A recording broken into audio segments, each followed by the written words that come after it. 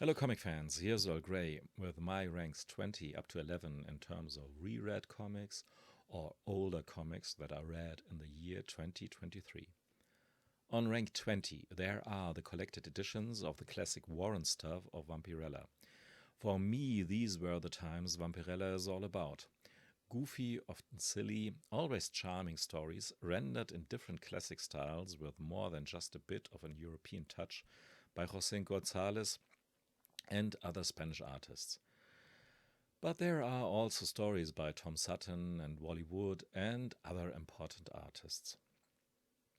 I have the first 13 collected editions and have been reading some story here or there before, but in the last year I've started to read them from cover to cover. So far, I made it to volume 3, and the comics are just getting better and better, in my opinion. Rank 19 is Storm, the Legend of Yggdrasil by Don Lawrence in the hugely oversized Diamant edition. It's huge, it's decadent, it's a spectacle. And it's French and German only and totally unfair to the rest of the world, so let's skip to the next book on rank 18.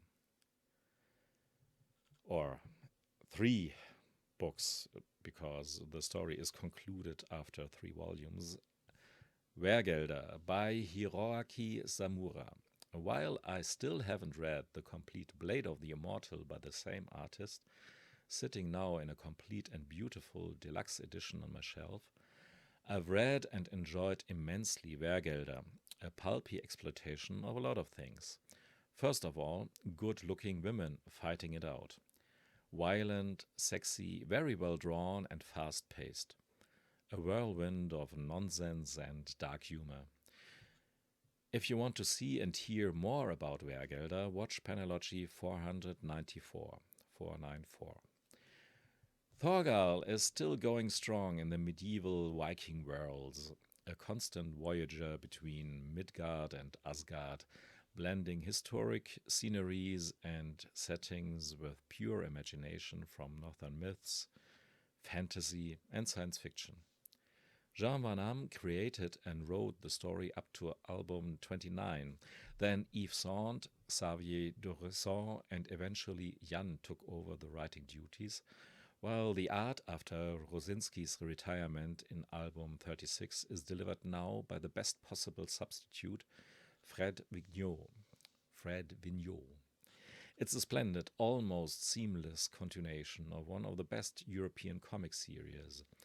I like particularly album 38, The Selkie, which takes a northern folklore tale as the perfect premise for a perfect, very atmospheric album. On rank 16, I cheat again with a lot of different comics, but all by the same creator, the French Yoann Sfar. He creates narrative spheres filled with familiar character types like vampires, mad professors, horny maidens, etc. But he never fails to give them his very own idiosyncratic spin. Not unlike Richard Sala, I'd say. Vampire and Aspirin is a 2-part story about the romantic and bleeding shenanigans of a lovesick vampire and his gang of friends, and not so friendly monsters and creatures. Professor Bell is just the first of 5 albums with that titular character. Professor Bell was allegedly the mentor of Sir Conan Doyle and somehow the inspiration for Sherlock Holmes. But the adventure about the Mexican with the 2 heads goes way above and beyond the usual Sherlock Holmes lore. So be warned and be lured into the strange worlds of Yoann Sfar.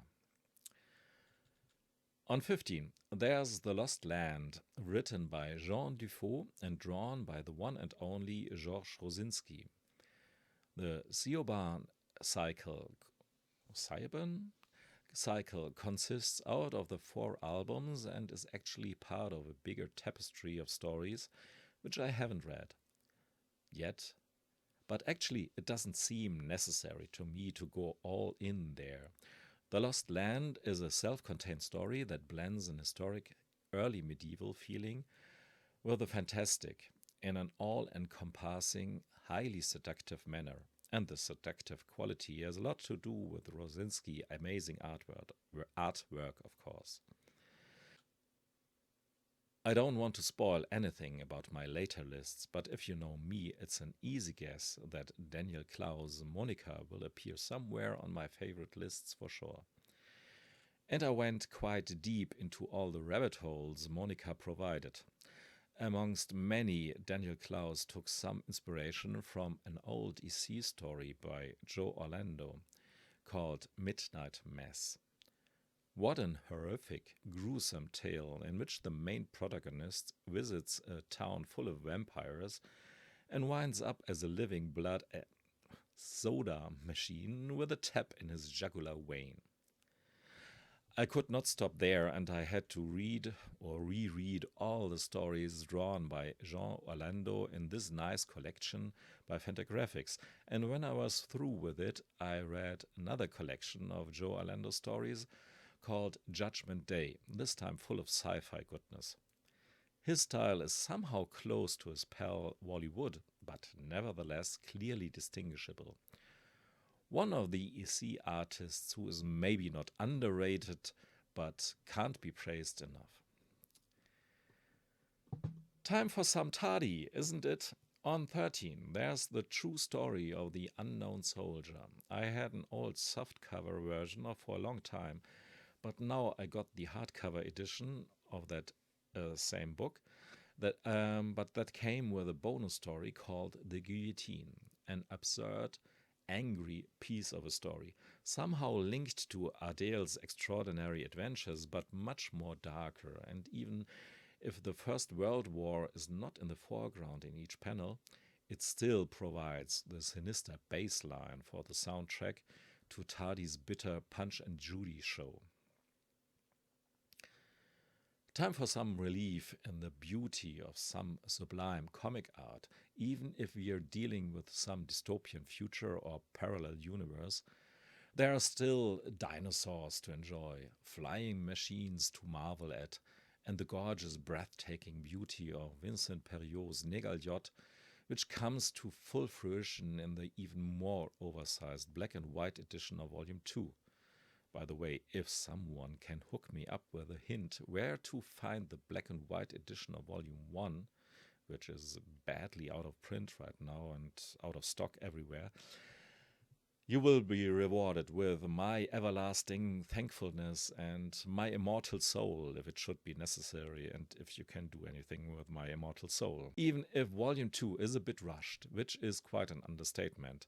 Hell, the pacing is totally off in the second volume, but it's like being on a carousel that turns too fast in the end. Overall, it was a fascinating ride.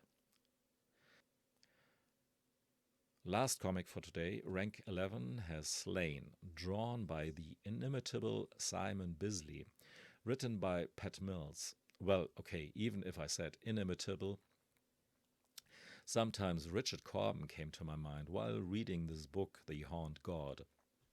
But Bisley is here at the height of his game, while Corbin sometimes is deliberately awkward and raw. Bisley is almost elegant in his deliberately raw, over-colored, over-exaggerated, over-everything hyperbolisms. Almost every second panel looks like it could have been used for some frigging album cover for some obscure heavy metal band, and probably that's the case. The Horned God is allegedly the biggest success, or has been allegedly the biggest success in the long history of 2000 AD, and just a few random peeks into the book should give you enough reason for that. On a pure visual level, it's just gorgeous. Story-wise, you get well fleshed out, yet totally over-the-top characters, and the constant use of twisted tropes from northern mythologies are just the sheer extra fun on top of it all. And Slain fans rejoice. Next year Rebellion will put out a deluxe slipcase edition in oversize of Slain, the Horned God. So, we're almost done with the, in quotes, old books. Next time, I'll show you my top 10 in that category before we can deal with the actual new books. Thanks for listening and watching, and until next Saturday.